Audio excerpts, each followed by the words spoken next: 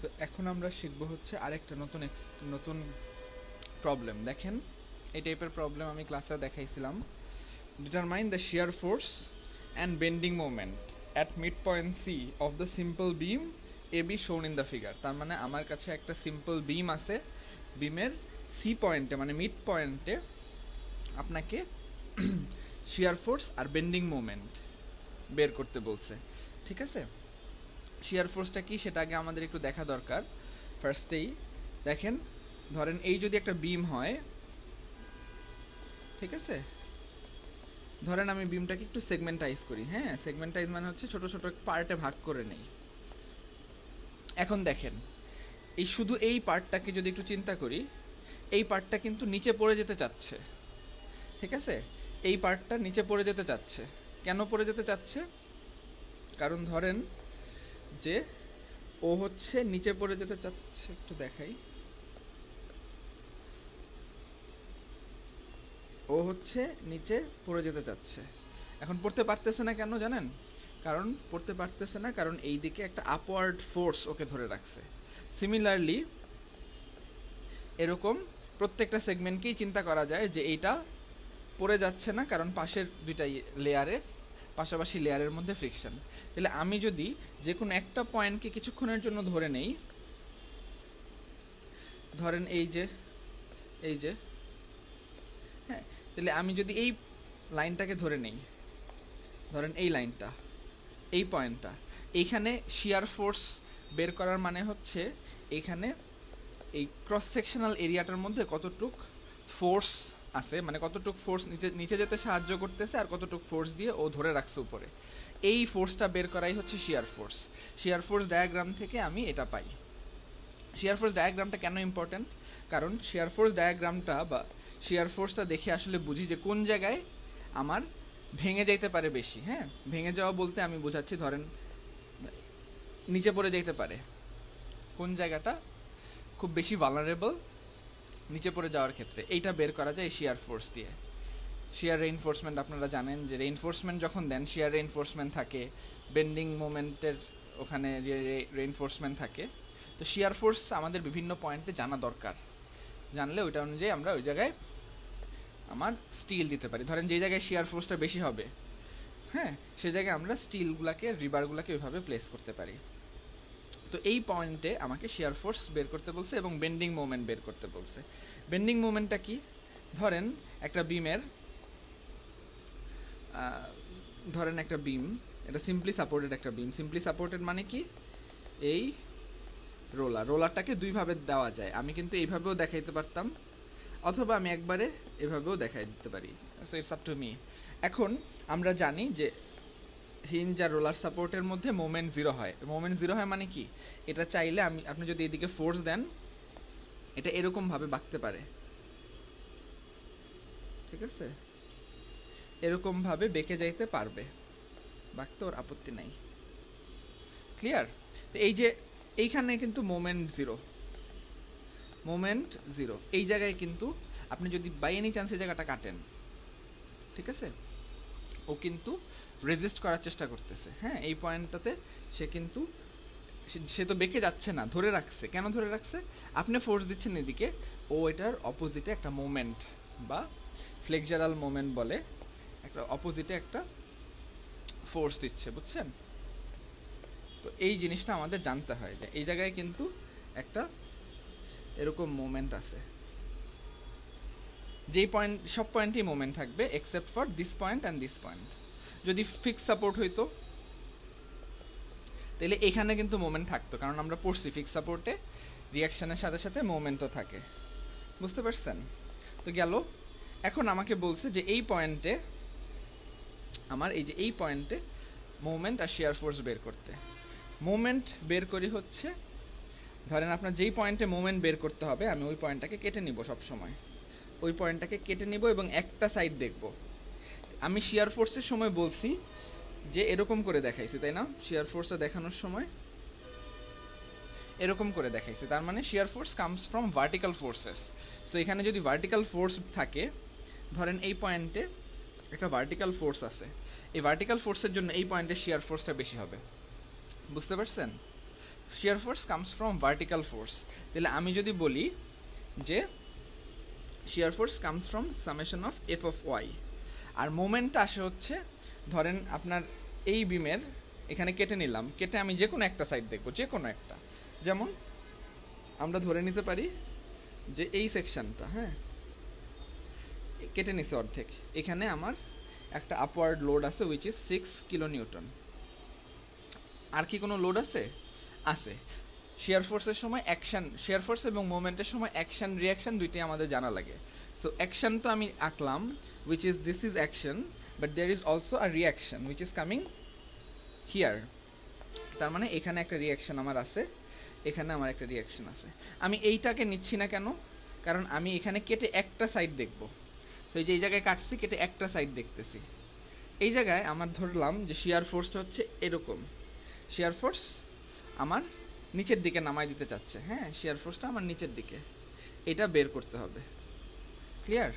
এখন এইখানে আমার আরবি আছে, সরি আর এ, যদি এ পয়েন্ট হয় তাহলে এই পয়েন্টের শিয়ার ফোর্স হবে, মানে এই সি পয়েন্টের শিয়ার ফোর্সটা হবে এর এক সাইডে summation of all vertical forces.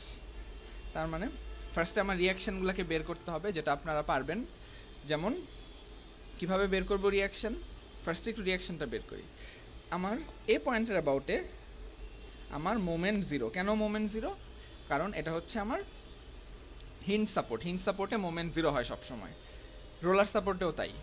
তো যাই হোক, হিঞ্জ সাপোর্টে মোমেন্ট জিরো, তার মানে এখানে summation of moment at a is equal two zero. তাহলে এই পয়েন্টে মোমেন্ট দিচ্ছে কারা কারা? আপনি দেখেন এই জায়গায় কারা কারা আছে, ঠিক আছে? দেখেন এই পুরা বিমে মোমেন্ট বের করার সময় এক পয়েন্ট নিলে একটা সাইড পুরা নিতে হবে। তাহলে এখানে নিছেন, তাহলে একটা সাইড আপনি পুরা নেবেন। সো এই সাইডে কী কী আছে? 6 ইন্টু ক্লকওয়াইজ আছে, অ্যান্টি ক্লকওয়াইজ আছে। All anti clockwise will be equal to all clockwise, ঠিক আছে? তাহলে ক্লকওয়াইজ কারা আছে? এটা আছে, এখানে একটা ডিস্ট্রিবিউটেড লোড আছে। এখন ডিস্ট্রিবিউটেড লোডটা 2 কিলো নিউটন পার মিটার এবং আছে হচ্ছে 2 মিটার জুড়ে। তাহলে এখানে টোটাল লোড কত? 2 kilo newton per metre into 2 metre. তার মানে এখানে লোড টোটাল আসতেছে 4 কিলো নিউটন, 4 কিলো নিউটন আসতেছে। এবং এটা ডিস্ট্রিবিউটেড একটা লোড। আমি যদি একটা পয়েন্টে কনসেন্ট্রেটেড করি, একটা পয়েন্ট ওদের নিয়ে আসি, তাহলে সেটা কোন পয়েন্ট হবে বলেন তো? সেটা হবে এর ভার কেন্দ্র বা সেন্ট্রয়েড, একদম সেন্ট্রয়েডটা। তাহলে এটার সেন্ট্রয়েডটা হবে কোথায়? এই যে 2 মিটার আছে, 2 মিটারের মাঝ বরাবর, মানে এইটুকু হচ্ছে আমার 1 মিটার। ক্লিয়ার?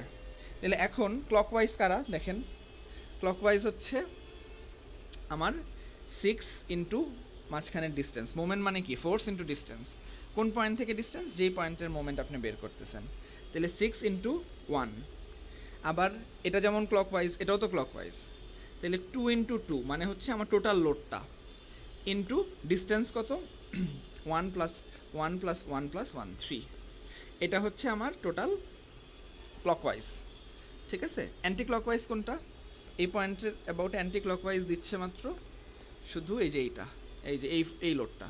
তাহলে আমি এখানে বলতে পারি is equal to R B into distance কত? এখানে টোটাল ডিস্টেন্সটা which is 4 metre into 4 metre. বুঝতে পারছেন? তাহলে এই ইকুয়েশনে দেখেন একমাত্র অজানা রাশি কোনটা? আর বি। তাহলে আর বি বের হয়ে গেল উইচ ইজ 4.5। এখন দেখেন ওরা এখানে আবার বি এর অ্যাবাউটে মুভমেন্ট নিছে, বি এর অ্যাবাউটে মুভমেন্ট নিয়ে এখানে মুভমেন্ট নিচ্ছে এবং একটা সাইড দেখছে সে।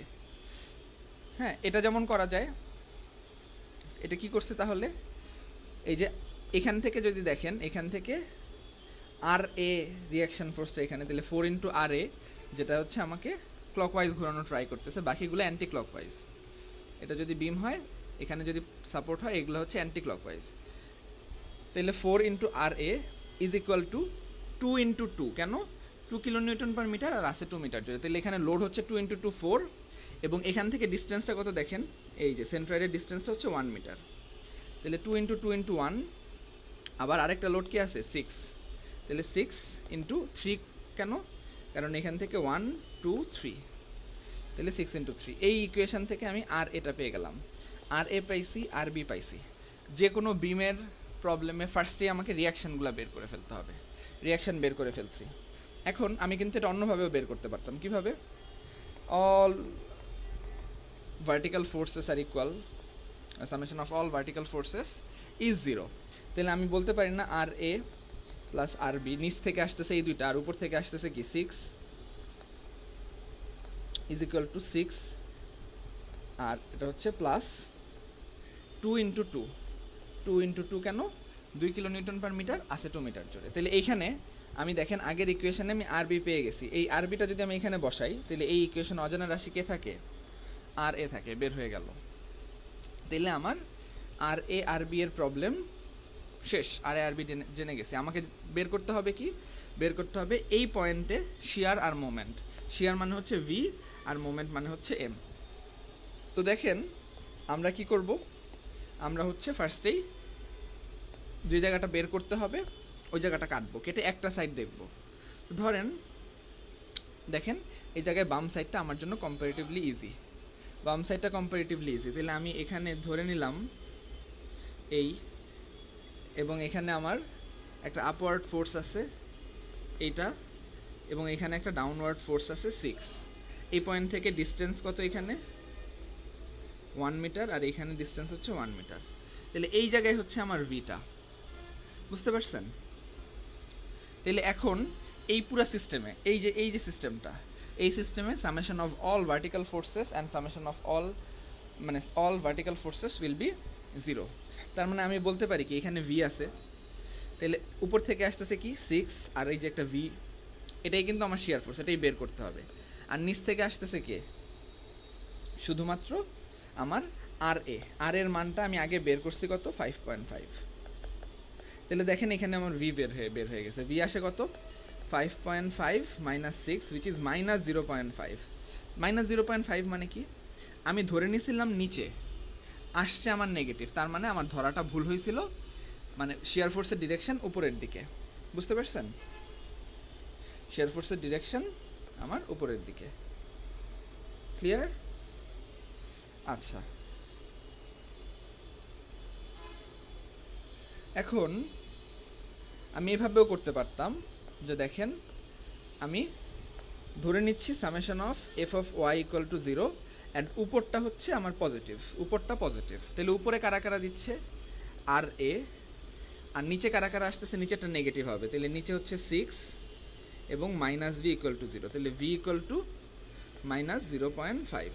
তার মানে উপরে পজিটিভ ধরছি, এটা নেগেটিভ আসছে, তার মানে আমার আগের এই ফোর্সটা এটাই আছে। আমি তখন উল্টা বলছি ভুলে, জিনিসটা হবে নিচেই ঠিক, মানে শিয়ার ফোর্সের ডিরেকশনটা নিচের দিকে গেল। হ্যাঁ, এটা আসছে কোত্থেকে দেখেন, এখানে কনফিউজ হওয়ার কিছু নাই, এই যে summation of F of Y 0, এটা থেকেই কিন্তু শিয়ারটা আসে, উপরের দিক পজিটিভ ধরে নিছি। হ্যাঁ, এই যে ভি নেগেটিভ আসছে, উপরের দিক পজিটিভ, ভি নেগেটিভ, তার মানে ভি নিচে। আচ্ছা, তাহলে শিয়ার ফোর্স বের করছে, আমাকে বের করতে বলছে কি আরেকটা মোমেন্ট।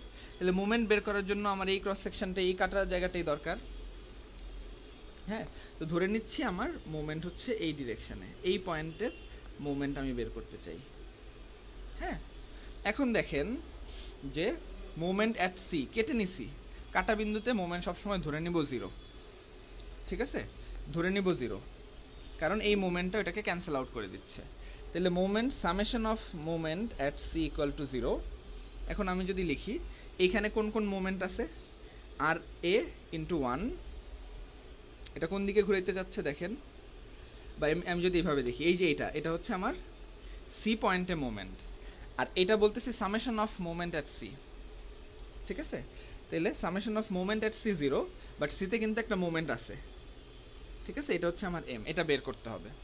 তাহলে দেখেন ক্লকওয়াইজ কারা কারা আছে এই পয়েন্টের সাপেক্ষে, অ্যান্টি ক্লকওয়াইজ কারা কারা আছে, 6 ইন্টু 1, দেখেন এটা অ্যান্টি ক্লকওয়াইজ, কীভাবে অ্যান্টি ক্লকওয়াইজ, এই, এবং এই মোমেন্টটাও অ্যান্টি ক্লকওয়াইজ, তার মানে এখানে প্লাস এম হবে। আর ক্লকওয়াইজ কারা আছে দেখেন, একটাই ক্লকওয়াইজ আছে, সেটা হচ্ছে এইটা, এই, তাহলে ইকুয়াল টু হবে আর এ ইন্টু টোটাল ডিস্টেন্সটা কত এখানে বলেন তো, 1 + 1 2। এখন এই জায়গায় একমাত্র অজানা রাশি এম বের হয়ে যাবে না, দেখেন এই যে এম বের করে ফেলছে, which is 5 kilo newton per metre. হ্যাঁ, মোমেন্টের একক হচ্ছে কিলো নিউটন পার মিটার, না kilo newton metre, kilo newton, দেখেন এই যে ফোর্স ইন্টু মিটার ডিস্টেন্স, ঠিক আছে, এইভাবে আসছে আর কি এককটা। তো গেল, এই হচ্ছে আপনার শিয়ার ফোর্স। আমি আবার একটু রিক্যাপ করি, summation of F of Y 0, আপনি ধরে নেবেন একটা পজিটিভ, ওই অনুযায়ী শিয়ারটা বের করবেন, এবং মোমেন্টেও ধরে নেবেন একটা ক্লকওয়াইজ পজিটিভ, বা এখানে অ্যান্টি ক্লকওয়াইজ পজিটিভ ধরে নিছি। হ্যাঁ, এই যে দেখেন, সো সামেশন অফ মোমেন্ট 0 এটা থেকে আসছে আর এটা থেকে আসছে। এই দুইটা জানলেই আপনাদের এই টাইপের সকল প্রবলেম সমাধান হয়ে যাবে, ঠিক আছে। আমরা আরও একটা প্রবলেম দেখবো সামনে নেক্সট এক্সাম্পলে, তো হোপফুলি ওটা আপনারা দেখবেন, কনসেপ্টটা আরও ক্লিয়ার হবে, ঠিক আছে।